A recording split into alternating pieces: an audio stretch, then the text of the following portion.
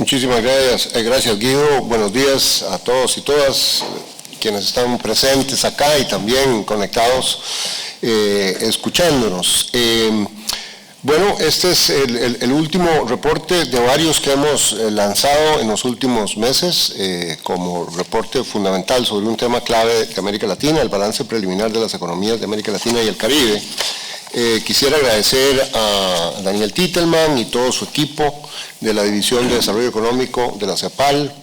Por supuesto, este es un trabajo colectivo que tiene insumos de otras divisiones, en particular todo el tema estadístico aquí es fundamental, como también en otros reportes, y también agradecer los insumos de nuestras oficinas en diferentes países y la regional de México y del Caribe.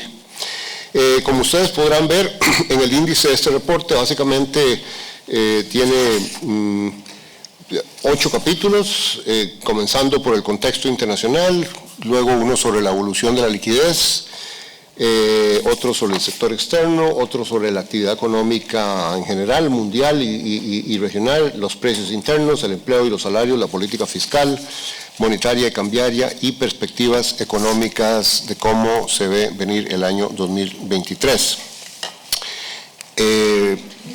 No vamos a cubrir todos esos temas en detalle, pero sí básicamente los principales mensajes.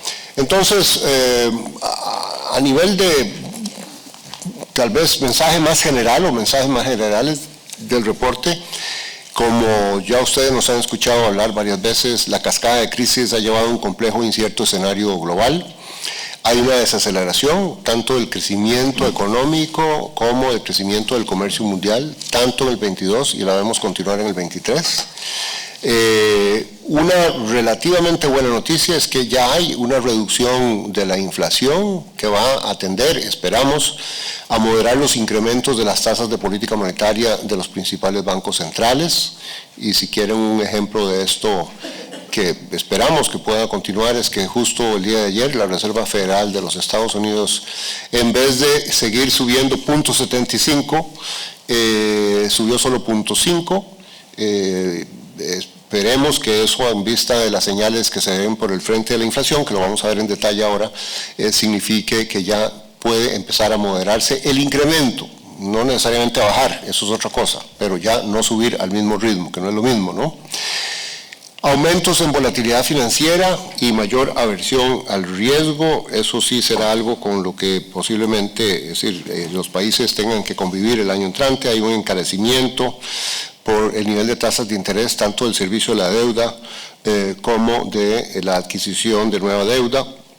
Y luego hay un proceso de depreciación de monedas, una cierta inestabilidad cambiaria, apreciación del dólar, etcétera, en un ambiente de mayor, digamos, riesgo y volatilidad financiera. Y también una tendencia a menores flujos de capital hacia las economías emergentes, incluyendo América Latina y el Caribe, lo cual, pues, agrega y suma a las restricciones financieras y en materia de deuda en general. Entonces, aquí ven ustedes los pronósticos de crecimiento de la actividad económica para el mundo a la izquierda, y luego ahí ven en cada una de estas grupos de barras, economías avanzadas, Estados Unidos, Japón, etcétera. Para el mundo se pasó de 6% promedio el gran efecto rebote del año 21 a 3.1%, y se espera 2.6 en el 2023. O sea, ahí está la desaceleración de la economía mundial. Ustedes pueden revisar varios. Yo quisiera señalar los principales socios comerciales de América Latina, porque claro, ellos son los que, si crecieran a tasas altas, podrían dar vientos de cola y dar un impulso al crecimiento de la región, pero si crecen a tasas bajas, pues no estaría ayudando mucho al crecimiento de las exportaciones de América Latina. Vemos cómo Estados Unidos se espera un cierre del año 2022 con 1.9 de crecimiento y una desaceleración a solo 0.7 en el 2023. La eurozona, otro socio comercial que para algunos países es el primer socio comercial, va a cerrar el 22 con 3.2 de crecimiento y se espera o se estima el crecimiento de 0.3 nada más en el 2023. Eso es sumamente preocupante, tanto por Europa y los europeos, pero también por el bajo dinamismo para exportaciones de países de América Latina y el Caribe hacia Europa. Y por supuesto, con 0.3 de crecimiento en promedio para Europa significa que hay varios países europeos que van a estar en una contracción, ¿no? En una recesión. Y China sí crece un poco. Bueno, hay una noticia es que ya ha circulado un poco en la prensa internacional, es que este año China va a terminar con un crecimiento mucho menor al esperado a principios de año, de solo 3.3 en el 22, por una serie de razones, ¿no? Incluyendo la política de COVID, de cero tolerancia para el COVID, pero también temas del mercado inmobiliario y del sistema financiero chino. Esa es la tasa más baja de crecimiento de China en 4 décadas, y para China es muy malas noticias. El año entrante se prevé un 4.4, hay una apertura ya allí, pero igualmente eso es una tasa que, si uno la compara con los niveles históricos de China, es bastante baja. Ustedes pueden ver los otros países que están allí en términos del crecimiento. Entonces, el comercio mundial también se desacelera. Ustedes pueden ver aquí como, bueno, un gran efecto rebote en el 2021, ya una desaceleración importante a 3.5 en el 22 y una proyección de solo un 1% en el 23. Es otra dimensión, pero que nos dice que se viene un año económicamente muy difícil, ¿no? Para el mundo y para América Latina en el 2023. En términos de inflación, en los últimos meses, si ustedes ven el gráfico de la izquierda, tienen los índices de precios de los productos, algunos productos básicos, alimentos, fertilizantes, metales, minerales, y ustedes ven cómo los precios se han ajustado a la baja. Han disminuido también, si ven el gráfico del medio, las presiones en las cadenas mundiales de suministro. Hay un índice de presiones que es el que se contiene la figura en cadenas mundiales de suministro, que incluye varios cálculos como costo de transporte, atrasos en tiempos de entrega, nivel de inventario de las compañías, y todo eso lo consolida en un índice que muestra que, bueno, se vienen a reducir las presiones, sin embargo, todavía con niveles de disrupción y de presión más altos que previos a la pandemia. Entonces hay relativas buenas noticias que vemos concretadas en las proyecciones para la inflación. Por ejemplo, en el mundo, después de estar en un promedio de 3.7 en la década del 10 al 19, 9 años, en el 22 8.8 y una reducción en el 23 a 6.5. Las economías avanzadas 7.2, 4.4. Entonces ustedes pueden ver cómo hay un crecimiento y un pico en el 7.2 del 2022, después de un crecimiento promedio en la década de 2, y una leve reducción a 4.4, economías emergentes 9.9 a 8.1, Estados Unidos de 8.2, casi a la mitad de la inflación en Estados Unidos, eurozona de 8.3 a 5.7, y América Latina y el Caribe de 7.3, que es lo que se espera que termine este año en promedio, a 4.8. Entonces, por las razones, entre otras, que se ven en los gráficos de la izquierda, en cuanto al comportamiento de productos básicos y el shock de oferta, como también una cierta normalización no completa en cadenas de suministro, eso es en parte, y por supuesto, el tema de las tasas de interés, la política monetaria restrictiva, que también actúa sobre la demanda, porque esta inflación ha sido una combinación de factores de demanda y de factores de oferta. Entonces, por aquí, por el lado de la inflación, relativas buenas noticias, y decimos relativas porque, sin embargo, vean como en esa columna de la proyección para el 2023, todos los números son más altos que los niveles de inflación que habían en la década anterior. Entonces, mejoramiento con respecto al 21 y 22, pero no se llega a los niveles pre-pandemia. También las crecientes presiones inflacionarias dieron lugar a uno de los episodios de endurecimiento de la política monetaria más sincrónicos a nivel internacional.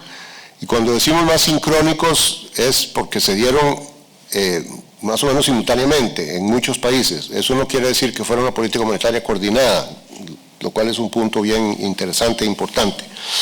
pero es uno de los episodios más, digamos, sincrónicos en ese sentido.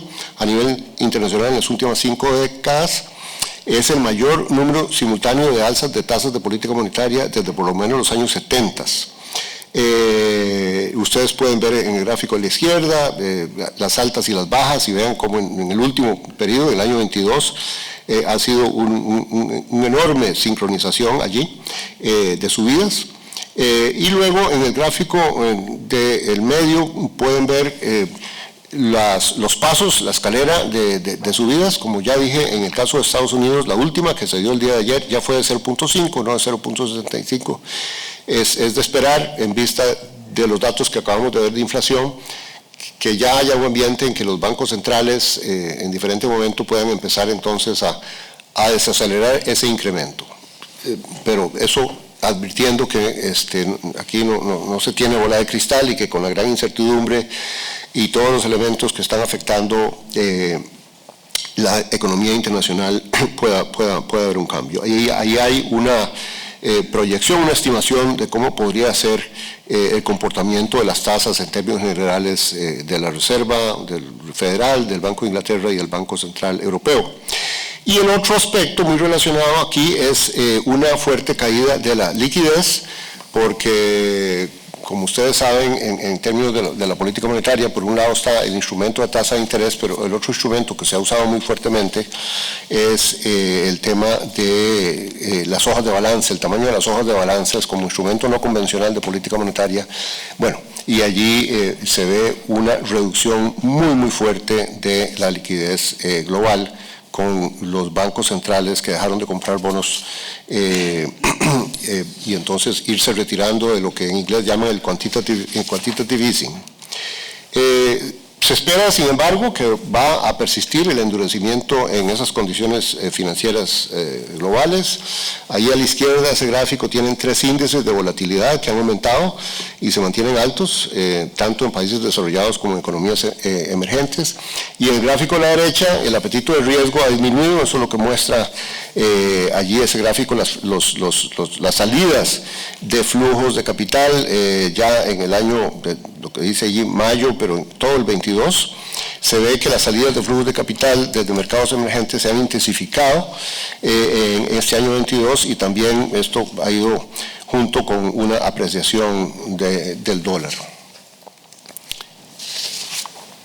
Los costos de financiamiento están aumentando, como ya dije, en los mercados de renta fija. El gráfico de la izquierda, los rendimientos de los bonos de largo plazo, que son bonos considerados como referencia o benchmark, por ejemplo, de los Estados Unidos y Alemania, han aumentado marcadamente por efecto de las presiones inflacionarias y el endurecimiento más marcado de la política monetaria. Las mayores tasas de rendimiento de esos bonos que se ven en ese gráfico, junto con el menor apetito por riesgo, se ha trasladado al costo de financiamiento para el resto de las economías. En Europa, por ejemplo, que ven en el gráfico del medio, los rendimientos soberanos se han disparado en España, Grecia, Irlanda, Italia y Portugal. Y esos crecientes costos de endeudamiento global están aumentando el riesgo de estrés financiero entre algunas economías de mercados emergentes y en desarrollo, las cuales durante la última década han acumulado deuda al ritmo más rápido de más de medio siglo. Y como se puede ver en el gráfico a la derecha, este índice EMBI de Emerging Market Bond Index de riesgo soberano se ha incrementado para los países emergentes significativamente en el año 2022. Ese índice refleja los costos de financiamiento, los spreads que pagan cuando emiten y colocan instrumentos financieros en los mercados los países, y es una medida de riesgo país. Entonces, para la región el 23 se espera que continúe la desaceleración del crecimiento. 2 conclusiones. Uno, que la reducción de la inflación va a tender a moderar los incrementos en tasas de política monetaria, como ya expliqué. Y 2, que la volatilidad financiera internacional aumenta los riesgos de depreciación cambiaria, y eso podría afectar la trayectoria de la inflación. Y un par de sugerencias ya de acciones, pero al final vamos a hablar un poco más de eso. la importancia de expandir el espacio fiscal para dar sostenibilidad a mayores demandas de gasto social. Aquí la importancia es poder seguir acomodando los gastos sociales tan necesarios en esta crisis social prolongada, como la caracterizamos en el panorama social que lanzamos hace unas 3 semanas, y también el tema de la inversión pública se ha caído muchísimo. Entonces, un mensaje de evitar ajustes fiscales prematuros y otro mensaje de equilibrar los desafíos que imponen en el corto plazo las restricciones macroeconómicas, porque ahí el acto complejo que tienen los países, los gobiernos y en particular las autoridades monetario-financieras es ese equilibrio entre restricciones macroeconómicas tales como las hemos caracterizado y el gran imperativo y la gran necesidad de dinamizar el crecimiento, de reactivar las economías, de generar empleo de calidad, de reducir la pobreza y la desigualdad, etcétera, ¿no? Y también elevar la inversión y hacer frente al cambio climático. Si nos enfocamos ahora, digamos, hasta aquí ha sido más que todo la economía internacional, el contexto. Veamos la región específicamente. Aquí en América Latina vemos que la dinámica trimestral en el 22 muestra una desaceleración ya en el tercer trimestre muy clara, y ese es un proceso que es generalizado en los países de América Latina. Y como vamos a ver, esa desaceleración desafortunadamente se esperaba continuar en el año 2023. Aquí se ven la desaceleración en términos de todos los componentes de la demanda agregada, no solo de algunos, y por eso es que es tan fuerte, porque es en todos los componentes. El consumo privado, que es la línea azul, fue un motor de la recuperación o el rebote, si se quiere. Ustedes ven esa línea azul subiendo en el 2020 y el primer semestre del 21, pero ya eso se detiene en el segundo semestre del 21 y de ahí es hacia abajo, se desacelera. Algo parecido sucede con la inversión, que sobre todo es en construcción, en maquinaria y equipo, que es la línea gris. El consumo público, que es la línea roja, tiene un comportamiento parecido, aunque más suave, y también se desacelera en el 21 y 22. Y las exportaciones se desaceleran en el segundo semestre del 21 y 22. Es decir, es que todos los componentes, no hay ningún componente de la demanda agregada que esté ayudando ¿no? a dinamizar la actividad económica. Y aquí está el gran cuadro, digamos, de resumen para el año 2022. Ahorita vamos a mostrar el cuadro para el 2023 con las estimaciones de crecimiento país por país, tanto para América Latina como para el Caribe.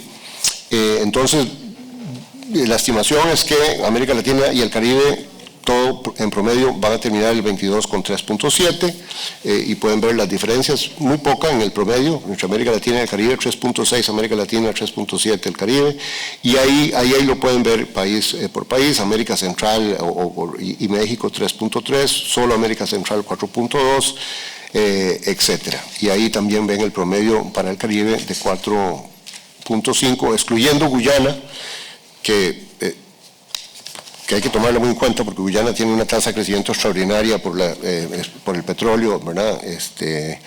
Y eso distorsiona un poco cualquier promedio. Y esto es para el año 2023, donde se espera un crecimiento de 1.3, que desafortunadamente es equivalente a casi 1/3 del crecimiento del año 2022. Es decir, es una desaceleración muy pronunciada. Y de nuevo, ahí ustedes pueden ver el detalle por país y malas noticias, en particular Haití y Chile, que son los países para los que la estimación es de un crecimiento negativo. Para el 2023 se anticipa una menor inflación en la región, aunque los niveles también van a ser elevados. Baja, como ustedes ven ahí en el gráfico de la izquierda, en el 23, pero todavía por encima de la inflación previa a la pandemia. Esto está muy vinculado con el comportamiento de la inflación a nivel mundial, como lo vimos. En el gráfico de la derecha están las tasas de variación de los componentes principales de la inflación, alimentos, energía y la inflación subyacente.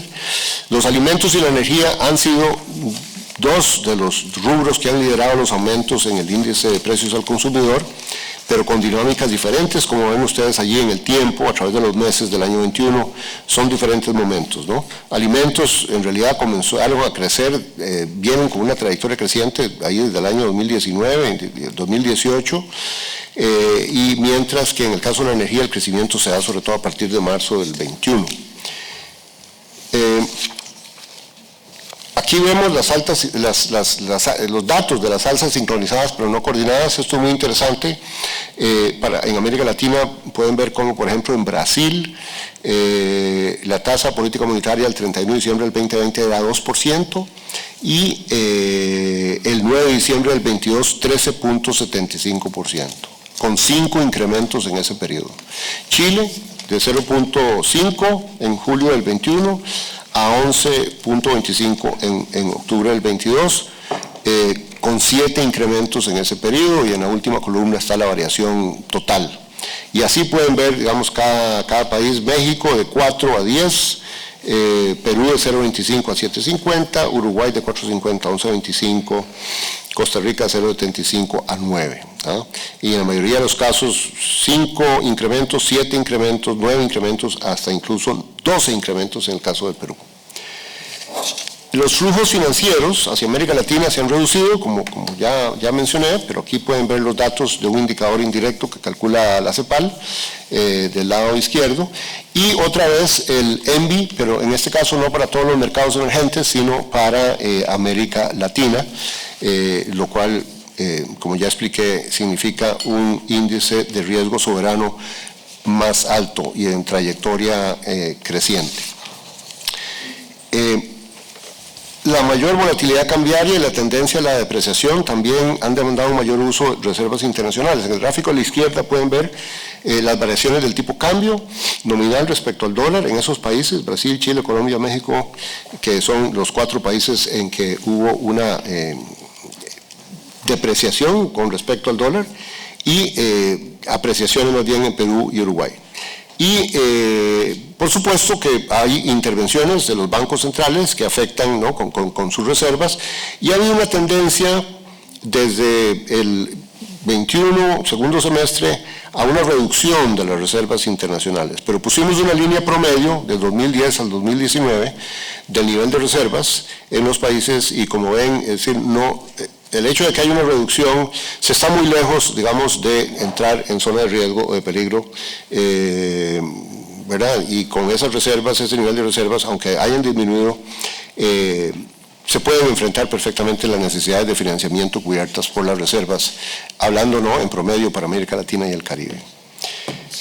Los déficits fiscales, ya entramos aquí al tema fiscal. Esto es para América Latina. Ahorita vamos a ver los mismos gráficos para el Caribe. Se acercan a los valores prepandemia, ahí se puede ver en el gráfico de la izquierda, pero la deuda pública en el gráfico de la derecha se puede ver se mantiene elevada, a pesar de que ha habido una tendencia a la reducción.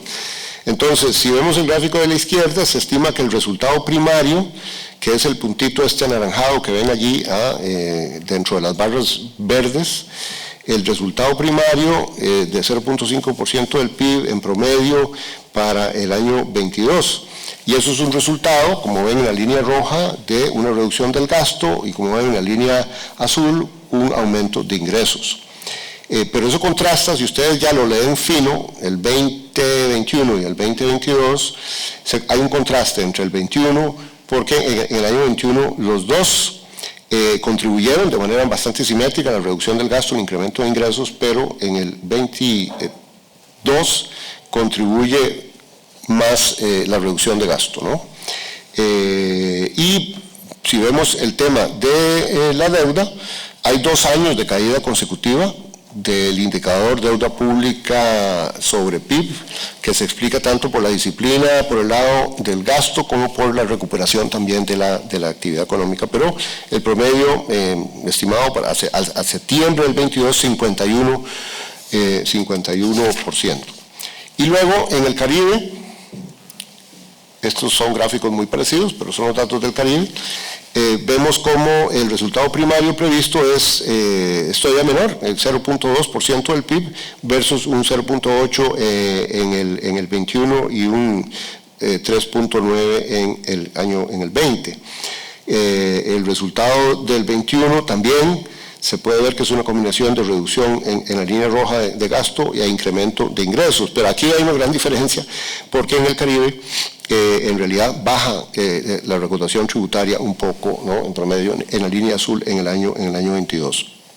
Y en el gráfico a la derecha hay una caída también en el año 22 del indicador deuda pública bruta del gobierno central sobre PIB, pero aquí, digamos, lo importante de notar también es que el diferencial entre el gráfico de América Latina y los datos aquí del Caribe es que el Caribe está casi 30 puntos porcentuales por encima, ¿no?, de América Latina en promedio en ese indicador, ¿verdad? Y bueno, por eso es que eso es un tema que es un enorme reto en los países del Caribe y que tiene mucho que ver también con el tema de los desastres naturales y los costos y las inversiones de reconstrucción que tienen que hacer después de los desastres naturales, ¿no? Bueno, los subsidios y transferencias muestran un comportamiento heterogéneo. A la izquierda está desde enero a septiembre lo que es la variación interanual y a la derecha más bien es un índice del nivel, ¿ah? Entonces, si vemos la dinámica en el 2021, que son las barras celestes, azules, claras, se ve que hay recortes. El año 2021 estuvo dominado por recortes en comparación con el 2020, pero hubo hacia niveles por encima de los del 2019. Y si vemos la dinámica en el 2022, que son los niveles esos en barrita naranja, hay aumentos de subsidios y transferencias en varios países, ¿no?, en el 2022 más bien. Los recortes en el 2021 son por un retiro progresivo de subsidios y transferencias sociales, que fueron pues las transferencias que aumentaron mucho para política social de alivio, para compensar ingresos y para combatir la pandemia, confinamientos, etcétera, etcétera. Esos se retiraron bastante en el 21, y los aumentos en el 22 son egresos asociados también con la necesidad que continúa, sobre todo de bonos alimentarios. Acabamos de lanzar un policy brief sobre el tema de seguridad alimentaria con el dato de que hay 56 millones de personas pasando hambre en América Latina. Entonces ha habido una necesidad de aumentar o de mantener gastos y transferencias sociales, pero también hay aquí en el 22 parte del aumento, y tal vez la mayoría se explica por las medidas antiinflacionarias y los subsidios en los combustibles. Y otros subsidios, digamos, energéticos. Entonces, esa es la dinámica, esa es la historia un poco que se ve allí, ¿verdad?, en los 2 o 3 años recientes en términos de los subsidios y las transferencias.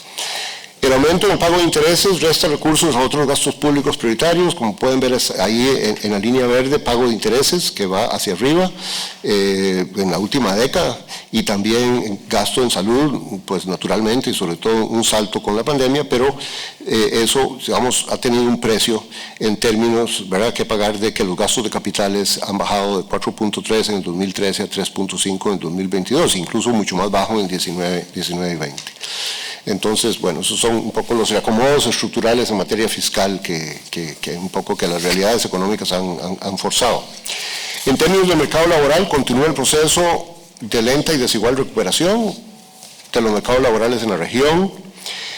Ahí tienen 4 indicadores: la tasa de desocupación total, después la tasa de participación, la tasa de informalidad y el salario promedio. Son 4 importantísimos indicadores.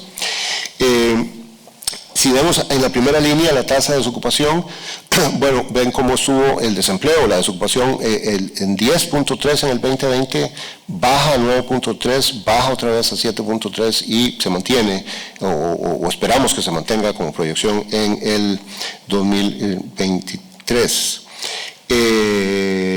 Pero con una brecha de género muy importante, ¿no?, en materia de desempleo que está allí. Si se fijan en la línea de la tasa de participación total, se pasó de 59 en el 2020 a 61 en el 21, a 62 y luego a 63. O sea, ha habido un aumento en la participación, lo cual es, digamos, es poco, pero es importante, es significativo, pero de nuevo, con brechas muy persistentes de género en esas tasas de participación. La tasa de informalidad pasó del 48 a 46, se redujo en el 2020 y luego un aumento. Sin embargo, hay que tener cuidado con la interpretación de esa tasa de 46 porque esa reducción se debió mucho a los confinamientos obligatorios, ¿verdad? Eso no es una dinámica, digamos, del mercado de trabajo, sino una condición excepcional de las políticas de restricción, de manera que no.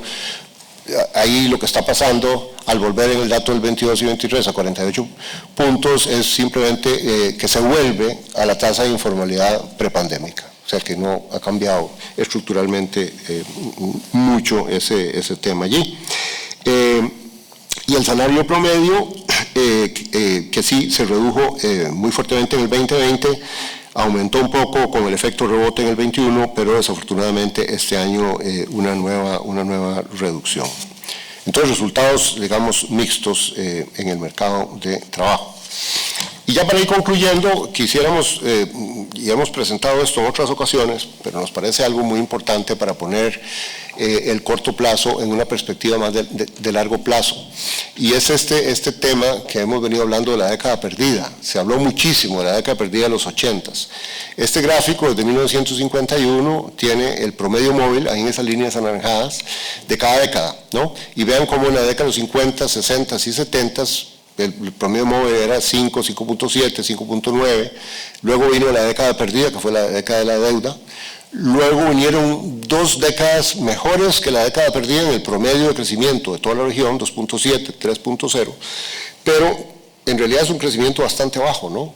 No es un crecimiento, el tipo de crecimiento que requiere América Latina para reducir informalidad, reducir pobreza, crear empleos de calidad, etcétera.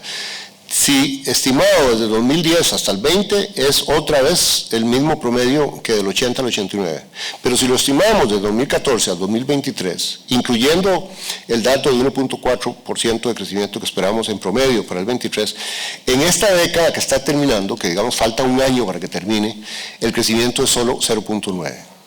Entonces, en realidad, eso es lo que hemos estado diciendo, que aquí no se trata de que si vamos a tener una segunda década perdida. Estamos terminando una segunda década perdida y la pregunta es si vamos a tener una tercera. ¿Qué es lo que va a pasar de aquí al 2030? Entonces, y ya para concluir, en suma, 2 temas, el de coyuntura y un poco el más largo plazo. En la coyuntura, en lo fiscal, hay que evitar ajustes prematuros, como ya dijimos, tratar de ampliar el espacio fiscal, como están haciendo algunos países. Colombia logró pasar una reforma tributaria de 1.4, 1.5 del PIB, que crea un espacio fiscal importante para programas sociales y otros, y eso se puede hacer a través de, bueno, reducción de evasión, de elusión, de revisión de gastos tributarios, de reformas tributarias que aumenten la recaudación y la progresividad. También avanzar en mejoras en la eficiencia y eficacia del gasto. Ahí hay mucho tarea, es tarea compleja, difícil, pero con mucho espacio para mejoras en materia de la eficiencia fiscal del gasto. En lo monetario y financiero, diversificar la caja de herramientas. Aquí hay una discusión de no poner todo solo en el instrumento más convencional de la tasa de política monetaria. Hay toda una serie de instrumentos de política macroprudencial, de regulación del mercado financiero, donde se pueden dar señales para que los créditos se expandan en ciertos sectores y no tanto en otros, para que se vaya al sector construcción, sector vivienda, sectores intensivos en empleo, el tema de las pymes, una serie de cosas ahí técnicas con tasas de reserva y demás para mejorar el acceso, sobre todo a ciertas categorías de empresas medianas y pequeñas, digamos, al crédito y todo el tema de los colaterales y las garantías. Se requieren reformas en la arquitectura financiera internacional que avancen en mecanismos para facilitar eventuales renegociaciones de deuda soberana, un gran tema que se está discutiendo en muchos foros. La CEPAL ha tenido mensajes en ese sentido.